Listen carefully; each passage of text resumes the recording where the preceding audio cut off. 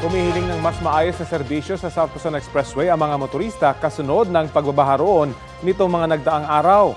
Sabi ng mga motorista, dapat gawa ng paraan para hindi na bumaha roon.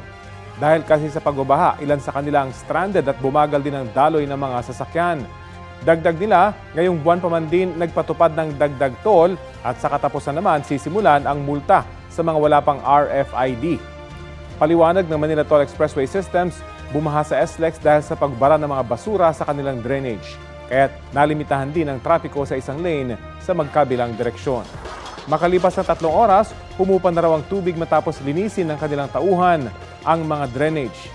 Nakikipag-ugnay na raw ang pamunuan ng SLEX sa mga lokal na pamahalaan at negosyo sa lugar para sa maintenance ng drainage, kabilang na ang regular na inspection dito. Kapuso, alamin ang maiinit na balita. Bisitahin at mag-subscribe sa GMA Integrated News sa YouTube. Sa mga kapuso abroad, samahan niyo kami sa GMA Pinoy TV at sa www.gmanews.tv.